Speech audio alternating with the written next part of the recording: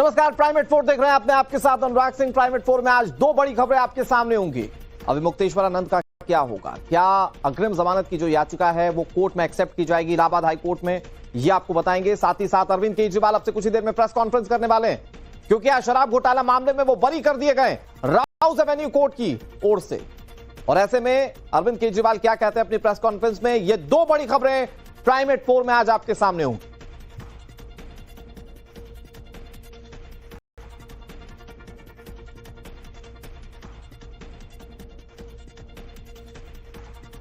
तो जिन दो बड़ी खबरों पर आज देश की निगाहें हैं, वो दोनों इस वक्त टीवी स्क्रीन पर आपके सामने। इन दोनों बड़ी खबरों पर टाइम्स नाउ नव भारत की नजर बनी हुई। अग्रिम जमानत याचिका पर इलाहाबाद हाईकोर्ट में सुनवाई। क्या हो रहा है कोर्ट रूम के अंदर, हमारे सहयोगी मौजूद हैं, वो एक एक जानकारी आप तक पहुंचाएंगे। कोर्ट में क्या टिप्पणियां की गई, कोर्ट का क्या फैसला, हम आपको बताएंगे। और अरविंद केजरीवाल अब से कुछ ही देर में प्रेस कॉन्फ्रेंस करेंगे, उस पर भी हमारी नजर बनी हुई है।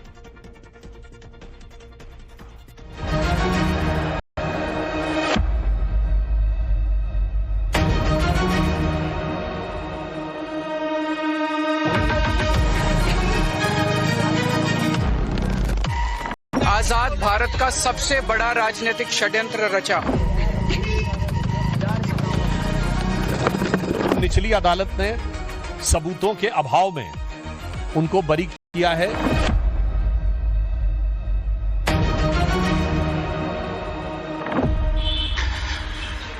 भगवान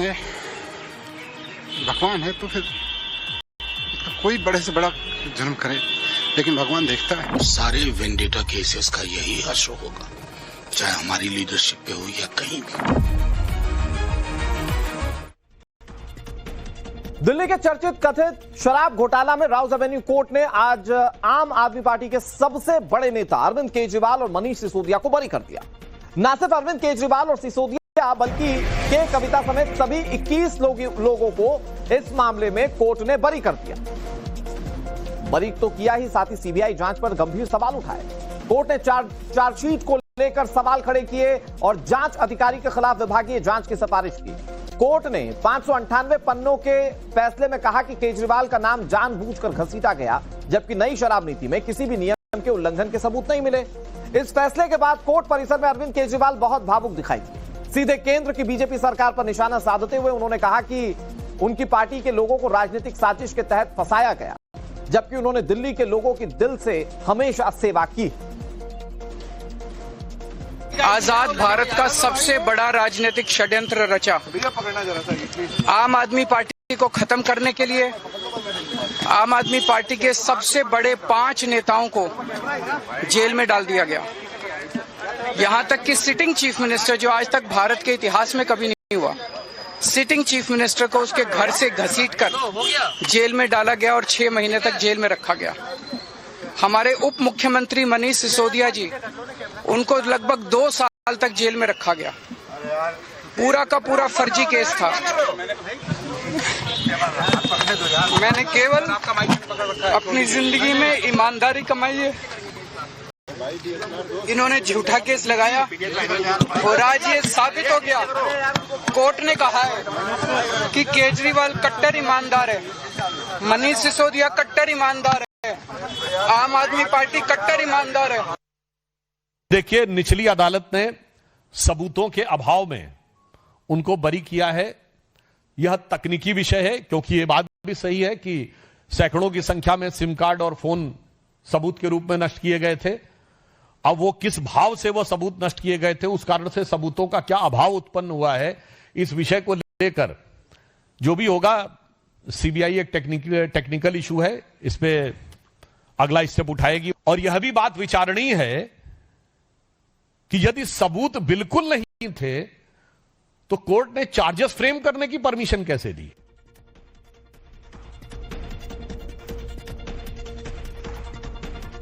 राउज एवेन्यू कोर्ट का फैसला, उसके बाद राजनीतिक आरोप प्रत्यारोप कैसे शुरू हो गए वो आपने सुन लिया। लेकिन कोर्ट ने जो आज 598 पन्नों का फैसला सुनाया, उसके बड़े बिंदु क्या है मैं आपको जल्दी से बताता हूं। ये बिग बॉल पर जरा नजर रखिए।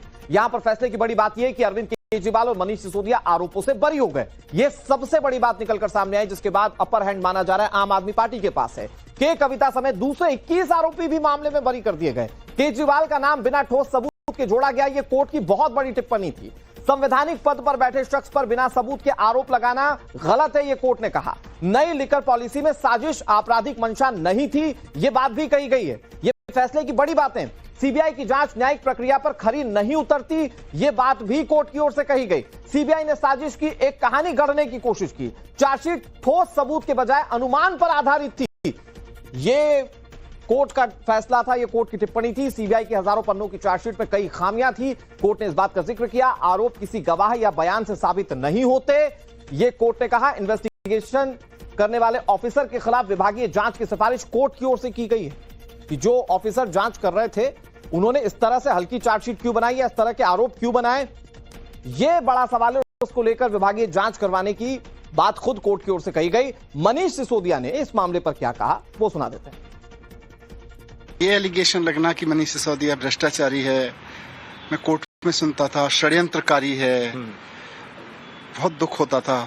ठीक है, सबकी अपनी अपनी हिम्मत होती है, लेकिन कहीं ना कहीं अंदर का इंसान घुट घुट के जीता है कि जिंदगी भर ईमानदारी से काम करने के बाद किसी के काम करने के लिए एक चाय का फेवर नहीं लेने के प्रिंसिपल पर काम करने के बाद आपके ऊपर भ्रष्टाचारी होने का आरोप लगाना,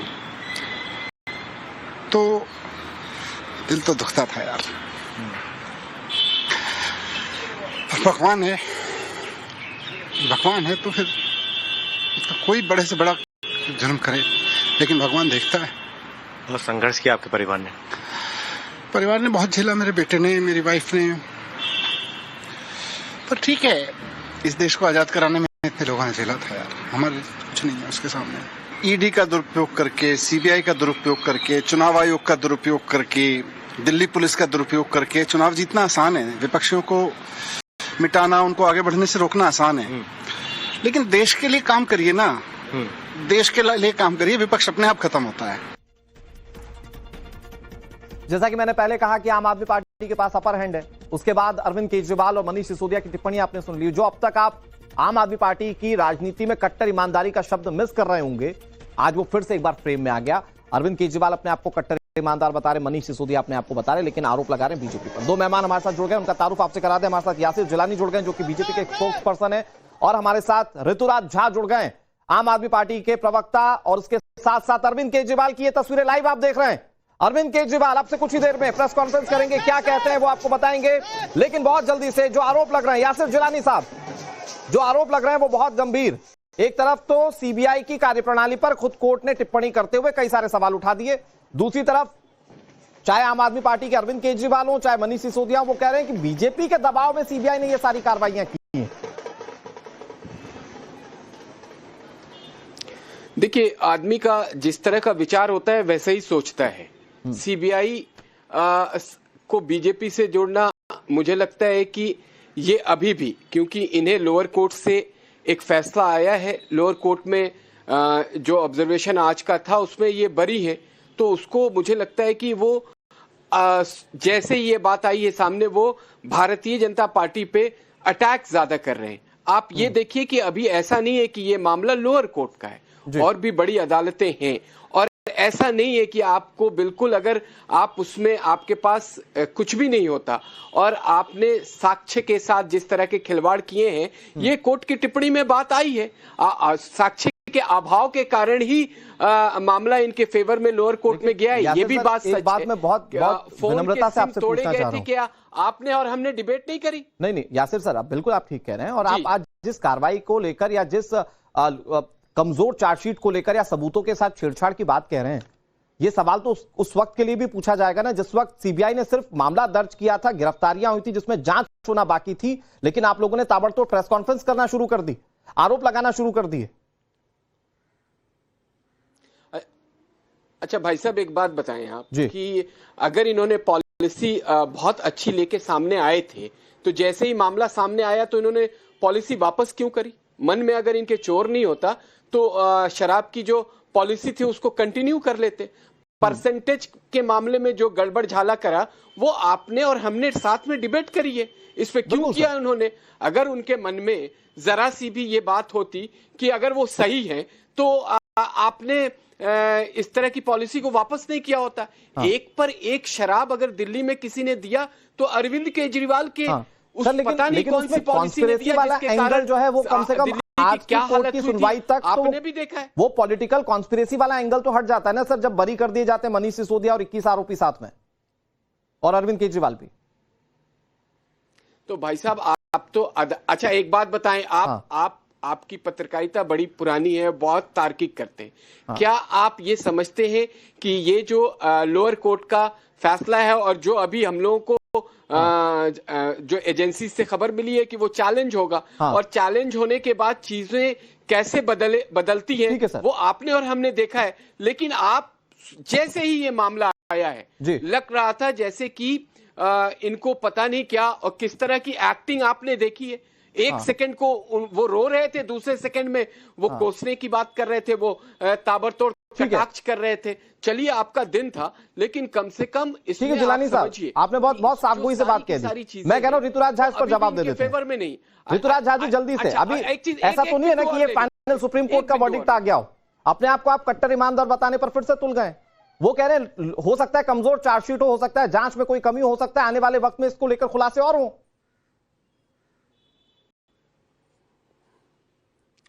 देखिए डे 1 से हमारे पार्टी के नेताओं ने ये कहा कि इसमें कोई सबूत नहीं है, कहीं 1 रुपया मिला हो, कोई अठन्नी मिला हो, कोई प्रॉपर्टी मिला हो, कुछ तो मिला हो। लेकिन आप सोचो कि आजाद भारत में पहली बार एक सिटिंग मुख्यमंत्री को जेल में डाला गया, 24 घंटे हजारों डिबेट किए गए, शराब घोटाला शराब घोटाला शराब घोटाला किया गया। दिल्ली देश के सबसे अच्छे लेकिन जेल में डालने वाली तो सीबीआई थी ना सर, बीजेपी थोड़ी थी। रखा गया, जानबूझ करके पीएमएलए लगाया गया ताकि उनको बेल ना मिल सके। आज कोर्ट ने कितनी बड़ी टिप्पणी करी है, कोई सबूत नहीं है और उन अधिकारियों के खिलाफ जांच के आदेश दे दिए, उनके ऊपर डिपार्टमेंटल इंक्वायरी तक करने की बात कर दी। जो टिप्पणी है आप सोचो 5000 पेज का ऑर्डर है। न्याय में देखो भगवान के घर में देर होती है पर अंधेर नहीं होती है। आजाद भारत का सबसे बड़ा ऋतुराज सर, अगर किसी ने ऋतुराज झा जी मुझे ये बताइए ना, ये राउज एवेन्यू कोर्ट का फैसला क्या ये फाइनल वर्डिक्ट है? क्या इसको चैलेंज नहीं किया जा सकता, जैसा कि खबरें आ रही हैं कि सीबीआई इसको अपर कोर्ट में चैलेंज कर सकती है?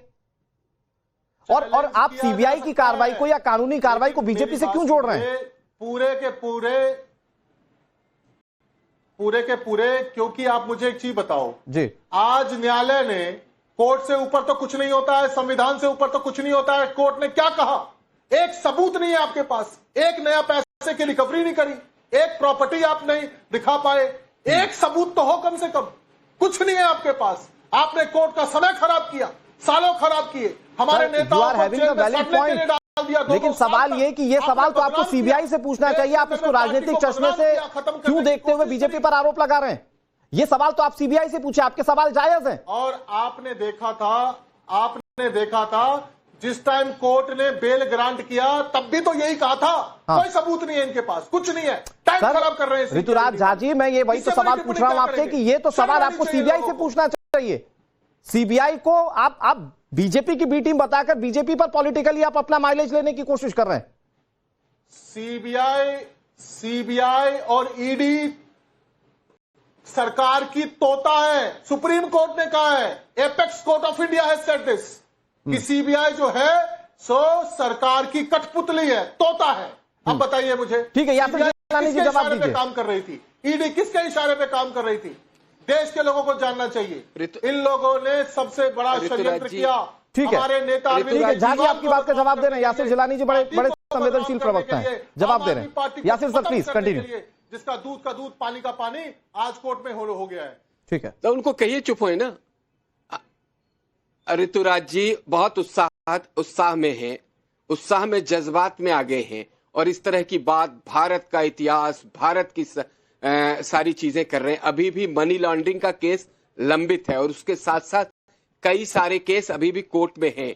लोअर कोर्ट का फैसला है, उत्साह में आइए, लेकिन जज्बात में आके कोई ऐसी गलती नहीं करिए। साक्ष्य आपने मिटाए, वो फोन के अब आप सुनना नहीं चाहेंगे।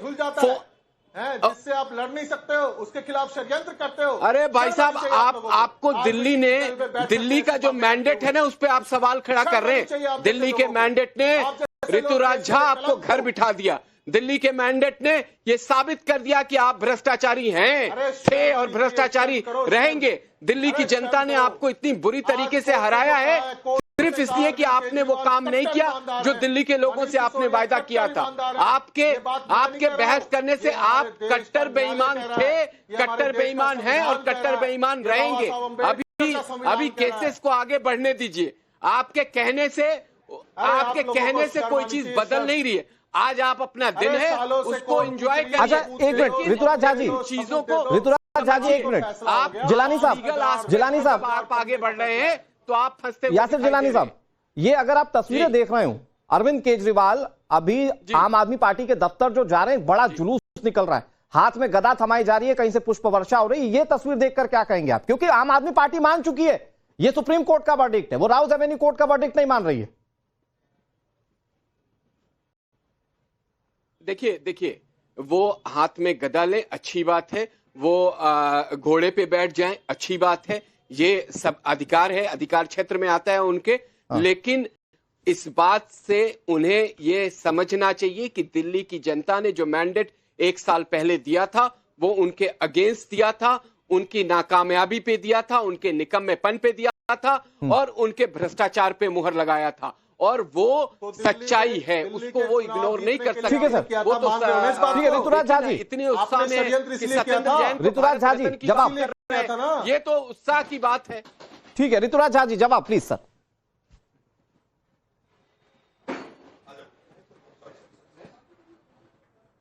तो यासिर जिलानी साहब मान रहे ना कि दिल्ली का चुनाव जीतने के लिए इनकी पार्टी ने, इनके नेता नरेंद्र मोदी और अमित शाह ने ये षड्यंत्र किया था। आप ये कह रहे हो इसी के लिए किया था?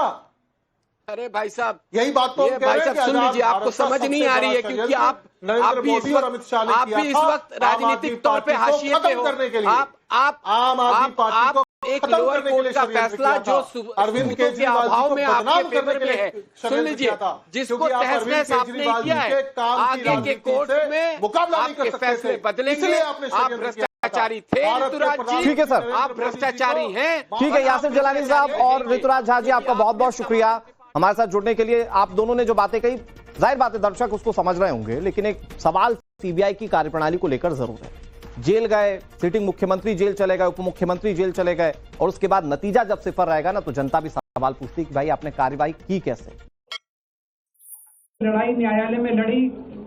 मैं खासकर नाम लेना चाहता हूं अभिषेक मनु सिंघवी साहब का धन्यवाद करता हूं, हरिहरन साहब का धन्यवाद करता हूं, रिबेका मैडम का धन्यवाद करता हूं, विक्रम चौधरी जी का, दयान कृष्णन जी का, रमेश गुप्ता जी का, शादान का, मोहित माथुर जी का, विवेक जैन, रजत, मोहम्मद इरशाद, करण, मुदित जैन और भी कई नाम है, अगर मेरे से कुछ रह गए हो। बहुत सारे वकीलों ने हमारा साथ दिया और उन सारे देश भर के लोगों का जिन्होंने पिछले 4 साल से जिस तरह से हमारे ऊपर अत्याचार किया जा रहा था, इतने कठिन समय में हम लोगों का साथ दिया, उनका धन्यवाद करना चाहता हूँ। जिन्होंने पिछले 4 साल से जिस तरह से हमारे ऊपर अत्याचार किया जा रहा था, इतने कठिन समय में हम लोगों का साथ दिया, उनका धन्यवाद करना चाहता हूं। आप जान रहे हैं कि किस तरह से पिछले 4 साल से ईडी को, सीबीआई को, सारी संस्थाओं को इस्तेमाल करके हमारे ऊपर एक शराब घोटाला नाम का एक आरोप लगाया गया। सीबीआई ने, ईडी ने उसमें चार्जशीट फाइल की। आज कोर्ट को प्राइमा फेसी ये निर्णय लेना था कि क्या सबूत और गवाहों के बयानों के आधार पे सफिशिएंट मटेरियल है कि इसमें मुकदमा चलाया जाए। अभी मुकदमा चला नहीं था। कोर्ट को यह निर्णय लेना था कि क्या मुकदमा चलाने लायक सफिशिएंट मटेरियल है, और कोर्ट ने लगभग 600 पेज के आदेश में सारे सबूतों और सारे गवाहों को मद्देनजर रखते हुए ये कहा है कि इतना भी सबूत नहीं है, इतने भी गवाहों के बयान नहीं है, एक निक्का सा भी सबूत नहीं है कि इसमें मुकदमा तक चलाया जा सके। अगर मुकदमा चलाया जाता, 15-20 साल मुकदमा चलता, उसमें बहुत सारे गवाह बुलाए जाते, सबूत रखे जाते, उसके बाद होता, वो तो अलग बात है।